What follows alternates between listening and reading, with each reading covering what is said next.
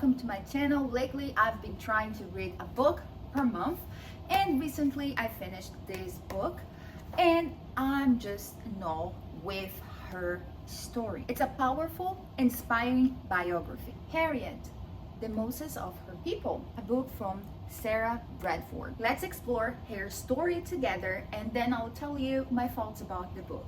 Let's go. It's a book written on the 1869 and you can see it through the language itself. It talks about Harriet's unwavering faith and resilience despite of the challenges she faced. The story behind it is from the American slaves that are trying basically to end or run away from slavery, and Harriet somehow guides them and helps them like Moses did. It's like a metaphor from Moses from the Bible. This is why she's called the Moses of her people, because like Moses, she wanted and she used her life to help people be set free. And she was very committed with justice in general, because she herself was a fugitive slave. So her trajectory goes through the underground railways and she is admirable for many characteristics, but one of them, in my opinion, is that she was a fierce woman for the age, the time, and everything she was living. She had this power of courage and faith, and she never gave up pursuing the freedom of her people. I think this book, Harriet, the Moses of her people, is more than a biography. It's a reminder that one person can make the difference, even though you feel like alone, you feel like, oh, but I'm just one person. But has Harriet made such a difference in her time with the tools she had, without the technology we have nowadays?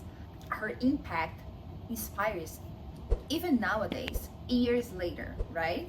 So let me know what you think, if you agree with me or if you don't. We learn about dignity, we learn about people suffering but overcoming their fears, overcoming their pains as well. But let me tell you about the book itself, what I thought about it. In my personal opinion, I thought it hard sometimes to read it because of the language. The language reflects the time, and as I said before, it was on the 1800s. So sometimes some words that are not used anymore nowadays, they are still written in the way they spoke, like in a slang or in a way of speaking that we don't do nowadays. So English is my second language, and sometimes I felt like confused reading it all.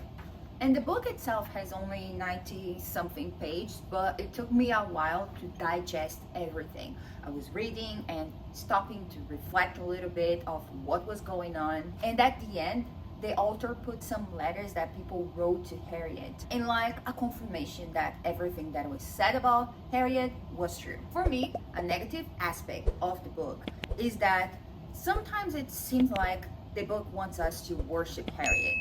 Don't get me wrong, I really appreciate this woman and everything she done. Probably her life impacted mine, or probably yours. We never know the connections life has, right?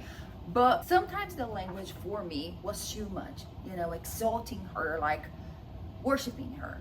But maybe it was just my point of view. For sure, she was an admirable woman and she inspired me so much. As I said before, she was a nurse, she was kind of a spy, she was always looking for the best for her people. She was like even forgetting about herself many times to serve and to help others, and this is amazing. This is like beautiful, and she must be remembered, she must be celebrated, and she must be reminded and thought of, and her name and story should be spread all over the world, but like with the proper consideration. It's just what I think. Let me know if you have any book suggestions. I have a couple here that are in line for me to read. Can't wait to share more with you. Thanks for watching and see you on my next video. Bye!